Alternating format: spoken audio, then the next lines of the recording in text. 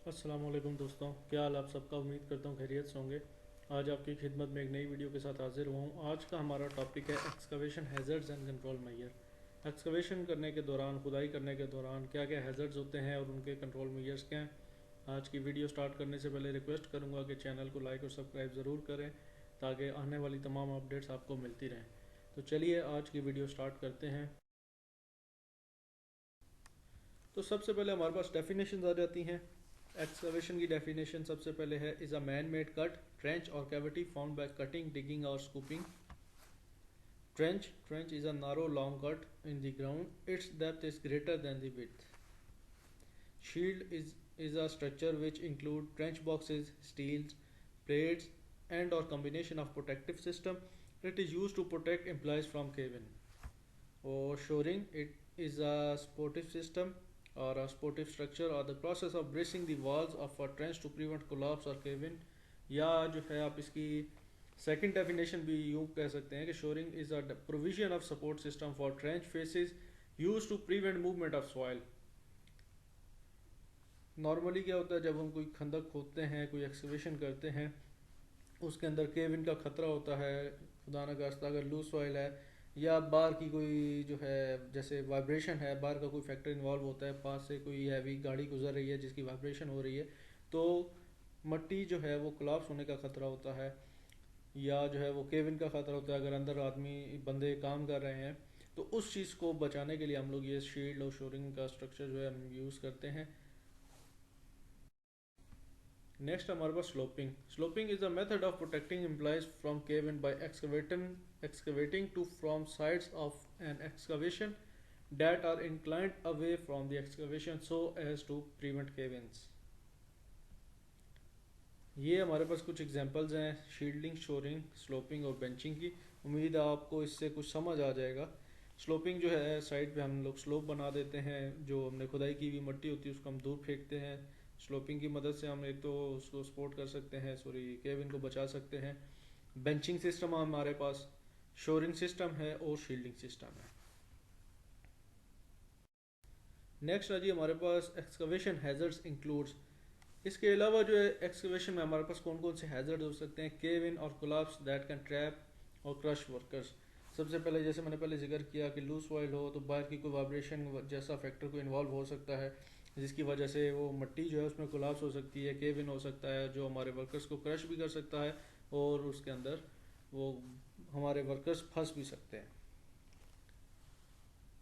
Falling into the trench और excavation, अगर आपकी एक्सकवेशन या जो आपने ट्रेंच खोदी हुई है उसके आसपास प्रॉपर बैरिकेशन नहीं है, हार्ड बैरिकेड नहीं है, प्रॉपर साइनेजेस नहीं है, तो स्पेशली नाइट के टाइम पे कोई गाड़ी या कोई इंसान जो है उस एक्सकवेशन के अंदर गिर सकता है। फ्लडिंग और वाटर एकमुलेशन, सैलाब आ सकता है या ज़ेर ज़मीन जो पानी, कई दफ़ा आप समुंदर के करीब या जो है किसी लेक के करीब एक्सकवेशन कर रहे हो तो पानी नीचे से निकल आता है उसके अंदर। Expose to hazardous atmosphere for example gas, vapours, dust, biological contaminants और लैक ऑफ ऑक्सीजन। इसके अलावा जो हैजर्डियस एटमोसफेयर को जो है आप फेस कर सकते हैं, जैसे उसमें कोई गैस हो सकती है, फॉर एग्जांपल H2S है, गैशियस वेपर्स हैं, डस्ट के वेपर्स हो सकते हैं, बायोलॉजिकल हैजर्ड्स हो सकते हैं जैसे सांप वगैरह है, या जो है लैक ऑफ ऑक्सीजन, अगर आप ज़्यादा गहराई में चले गए तो कन्फाइंड स्पेस का जो फैक्टर है वो भी इस पर इन्वॉल्व होगा। Contact with buried service lines such as electrical, natural gas, water, sewage, telecommunications। अगर एक्सकवेशन करने से पहले आपने यूटिलिटीज़ वालों को इन्फॉर्म नहीं किया या आपके पास प्रॉपर ड्राइंग नहीं है तो आप अंडरग्राउंड जो सर्विस लाइंस हैं जैसे इलेक्ट्रिकल, नेचुरल गैस की लाइन जा रही है, वाटर की लाइन या सीवरेज की लाइन, टेलीकम्युनिकेशन वालों की लाइन, वो आप डैमेज कर सकते हैं। Contact with overhead electrical lines, ये भी बहुत ज़रूरी है। कुछ ऐसी जगह होती हैं जहाँ पे मेन पावर लाइंस जा रही होती हैं, ऊपर इलेक्ट्रिकल लाइंस जा रही होती हैं, तो कई दफ़ा एक्सीवेशन जो है एक्सीवेटर लगा हुआ होता है तो उनके साथ कॉन्टैक्ट में आ जाता है। Being struck by moving machinery और बाय फॉलिंग और फ्लाइंग ऑब्जेक्ट्स, चलती हुई मशीनरी जो है अगर बैंक्समैन प्रोवाइड नहीं किया हुआ, फ्लैगमैन अवेलेबल नहीं है तो चलती हुई मशीनरी के साथ हो सकता है टक्कर हो जाए या जो है गिर सकती है या कोई फ्लाइंग ऑब्जेक्ट जो है उसमें लग सकता है खुदाई के दौरान। नेक्स्ट है हमारे पास necessary steps before beginning an excavation. कोई भी एक्सकवेशन स्टार्ट करने से पहले हमें कौन कौन से स्टेप्स लेने चाहिए। द एम्प्लॉयर और supervisor is responsible for the work, जो एम्प्लॉयर है हमारा या सुपरवाइज़र है, लाइन मैनेजर है, उसमें हमारे मैनेजर्स, कंस्ट्रक्शन मैनेजर्स है, या सुपरवाइज़र, फोरमैन, वो तमाम लोग एक्सकवेशन वर्क के रिस्पॉन्सिबल होते हैं and must take the necessary steps to identify all hazards and risk before beginning any work. तो उनको जब भी कोई पे कोई खुदाई करनी है, उनको चाहिए कि प्रॉपर जो है आइडेंटिफाई कर लें एरिया को, जो उन्होंने स्कोप ऑफ वर्क है उनका, जो उन्होंने काम करना है उसको प्रॉपर आइडेंटिफाई कर लें, उसमें क्या क्या हैजर्ड्स हैं, क्या क्या कंट्रोल मेजर्स लगेंगे, ताकि जो है रिस्क को कम से मिनिमाइज़ किया जा सके या एलिमिनेट किया जा सके। रिस्क एलिमिनेट तो नहीं हो सकता लेकिन मिनिमाइज हो सकता है कोई भी काम स्टार्ट करने से पहले। Look for legislative requirements that apply at your work site and type of protective systems measures to be taken. देखें आपके कानून क्या कहते हैं, आपका जो लेजिस्लेटिव रिक्वायरमेंट्स है वो पूरी हो रही है नहीं हो रही, क्या क्या लेजिस्लेटिव एक रिक्वायरमेंट्स अप्लाई होती हैं आपकी वर्क साइट के ऊपर, और किस टाइप का प्रोटेक्टिव सिस्टम आप यूज़ करना चाह रहे हैं। Locate all buried services. Contact the owners of underground services that may be in that location to ask them to identify and mark the location. जैसे मैंने ऊपर जिक्र किया, जो सर्विसेज लाइन है, पावर लाइन है, टेलीकम्युनिकेशन की लाइन है, नेचुरल गैस है, वाटर की, सीवरेज की, आपने उन तमाम लोगों को कांटेक्ट करना है, उनको बुलाना है, हमने यहाँ पे एक्सकवेशन करनी है, बराए मेहरबानी हमें एरिया मार्क करके दें, नीचे से आपकी कोई लाइन तो नहीं जा रही, ताकि हम डैमेज ना कर दें। Identify the soil type of that area which you are going to dig. Soil properties often varies. Identify करें सॉइल टाइप कौन सी है, जैसे मैंने ऊपर जिक्र किया कई दफ़ा लूज सॉइल होती है, केव इनका कोलैप्सिंग का ख़तरा होता है, तो आप कौन सी सॉइल टाइप को जो है खोदने के लिए जा रहे हैं, और क्योंकि जगह जगह जितना हम नीचे जाएंगे या जो है एरिया चेंज करेंगे तो सॉइल की प्रॉपर्टीज़ चेंज होती हैं। आइडेंटिफाई ओवरहेड पावर लाइंस, आपकी जो ओवरहेड पावर लाइंस हैं उनको आइडेंटिफाई करें। Make sure services are de energise as necessary, अगर कोई ऐसी यूटिलिटीज़ आसपास से गुजर रही हैं या अंडरग्राउंड हैं तो मेक श्योर करें कि वो de energise. Educate and train workers about all existing and potential dangers and their safety measures. तमाम वर्कर्स को सुपरवाइज़र की रिस्पॉन्सिबिलिटी है काम स्टार्ट करने से पहले एक टूल बॉक्स स्टॉक करे, एक सेफ्टी ऑफिसर वहाँ पे होना चाहिए, और इनकी ये जिम्मेदारी है कि तमाम वर्कर्स को उनको एजुकेट करें काम के हवाले से, उनको पता हो हमारे क्या क्या इसके अंदर हैजर्ड्स हैं, क्या क्या सेफ्टी मेजर्स हमने लेने हैं। Prepare an emergency plan and rescue procedure, emergency plan और रेस्क्यू प्रोसीजर आपके पास होना चाहिए। Follow permit to work system and prepare confined space entry permits, permit to work system लाजमी फॉलो करना है, अगर कन्फाइंड स्पेस एंट्री है तो उसको भी लाजमी आपने साथ अटैच करना है, और उसके तमाम जो रिक्वायरमेंट्स हैं कन्फाइंड स्पेस के वो भी फॉलो करने हैं। Arrange required PPEs including high visibility vest apparel for vehicular traffic, तमाम पीपीज अरेंज होने चाहिए आपके पास। एक एक्सकवेशन जो स्कोप ऑफ वर्क है, उस नेचर ऑफ वर्क का आपका, उसके लिए क्या क्या पीपीज चाहिए, और वेस्ट जो है प्रूफ वेस्ट वो मंगवा लें, ताकि रात के वक्त स्पेशली अगर काम चल रहा है तो दूर से ट्रैफिक उस बंदे को देख सके। Test for hazardous gases vapours dust before entering, excavation में दाखिले से पहले आप अपने तमाम जो है सेफ्टी मेजर्स के दौरान टेस्ट वगैरह कर लें, वहाँ कोई हैज़ार्डियस गैस, वेपर्स या कोई फ्लेमेबल थिंग या कोई ऐसी चीज़ तो नहीं है hazardous. Check if nearby buildings और structures and their foundation may put pressure on the soil and affect the walls of the trench, check कर लें उस एरिया में जहाँ पे आप एक्सकवेशन कर रहे हैं आसपास कोई बड़ी हैवी बिल्डिंग्स वगैरह या कोई ऐसा स्ट्रक्चर्स या कोई ऐसी फाउंडेशन तो नहीं है जो मिट्टी के ऊपर प्रेशर डाल रही हैं, और अगर आप एक्सकवेशन करते हैं तो मिट्टी निकल के जो है आपकी तरफ आ जाए, केविन का ख़तरा हो, उसकी वॉल्स जो हैं ज़्यादा उसको अफेक्ट करें। Check areas near the site for potential hazards and sources that can impact the stability of soil, जैसे मैंने ऊपर जिक्र किया आसपास का एरिया लाजमी चेक करें, जो पोटेंशियल हैजर्ड्स हैं उनको जो है आइडेंटिफाई करें। Be aware that nearby vehicles and equipments can cause the soil to vibrate and then collapse, जैसे मैंने ऊपर जिक्र किया कि जो हैवी व्हीकल मूवमेंट है वो उसकी वजह से, वाइब्रेशन की वजह से सॉइल जो है कोलैप्स होने का खतरा होता है। What should not be done during excavation, excavation के दौरान क्या करना चाहिए। Do not enter an unprotected trench deeper than 1.2 metre 4 feet और as specified in the legislation, unprotected जो ट्रेंच है या एक्सकवेशन है मोर देन 1.2 मीटर डीप यानी कि 4 फुट, तो उसके अंदर इंटर नहीं होना चाहिए विदाउट स्पेशल लेजिस्लेशन, क्योंकि वो कन्फाइंड स्पेस बन जाती है। Do not start digging before locating and D energising the bird services, कभी भी आपने यूटिलिटीज़ चेक किए बगैर विदाउट एनी ट्राइंग कहीं पे भी एक्सकवेशन स्टार्ट नहीं कर देनी। Do not enter a trench before testing the air for hazardous gases and vapours और लैक ऑफ ऑक्सीजन, ट्रेंच में कभी भी जो है बगैर एटमॉस्फेरिक टेस्टिंग के इंटर ना हो सकता है वहाँ पे कोई हैजार्डियस गैस हो, वेपर्स हो या ऑक्सीजन की कमी हो. Do not place the section of pipes, piles of spoils, unused tools and timber and other material within 1 meter of trench edge.